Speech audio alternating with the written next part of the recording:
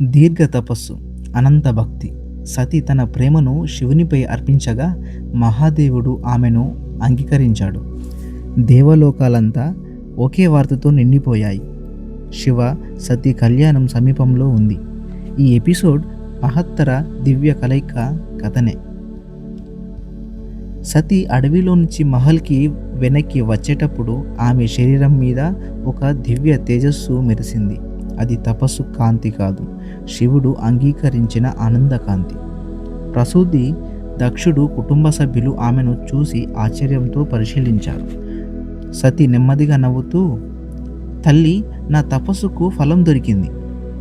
ఆమె హృదయంలో పువ్వులా వికసిస్తున్న ఆనందం అంతులేని శాంతిని కలిగించింది.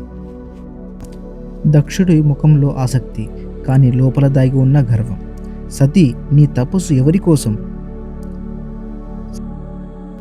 సతీ మృదుగా చెప్పింది, శివుడు నాకు అంగీకరించాడు నాన్న అని. ఈ ఒక్క మాటతో దక్షుడి ముఖం మారిపోయింది. తీవ్ర అసంతృప్తి, అహంకారం. అతను రాజసికుడు కాదు, నీ తపస్సు తప్పు దారిలో సాగింది అని అన్నాడు. కానీ సతీ ధైర్యంగా, నాన్నగారు, శివుడు యోగేశ్వరుడు, ఆయన అర్ధనారీశ్వరుడు, నాకైతేనే ఆయన పరమేశ్వరుడు అని. ఈ మాట దక్షుని గర్వానికి మరింత నిప్పురవ్వ చేసింది. విష్ణువు, బ్రహ్మ, ఇంద్రుడు తదితరులు దక్షుని మహల్కు వచ్చి శివుని గౌరవం గురించి వివరించారు.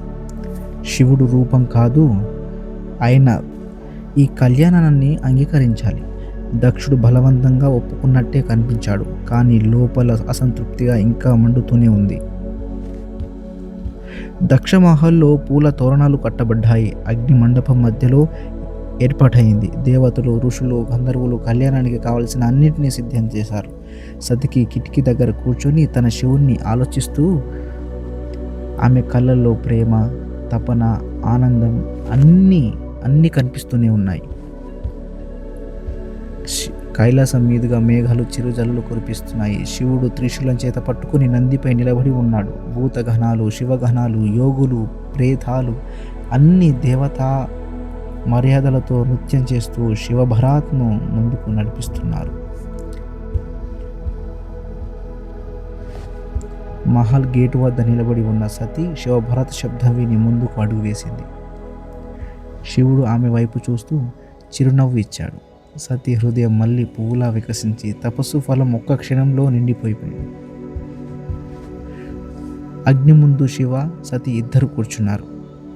ఋత్వికుల మంత్రస్వరం సభను పవిత్రం చేసింది. సతి చిరునవ్వుతో శివుని చూసింది. శివుడు ఆ ప్రేమకు నమస్కరిస్తూ నిశ్శబ్దంగా ఆమె ప్రక్కనే కూర్చున్నాడు. శివుడి సతిమడలో మంగళసూత్రం కట్టాడు. పుష్పవర్షం కురిసింది. దేవతలు మంగళధ్వనులు చేశారు. ఈ క్షణం శక్తి శివుడితో ఏకమైన క్షణం.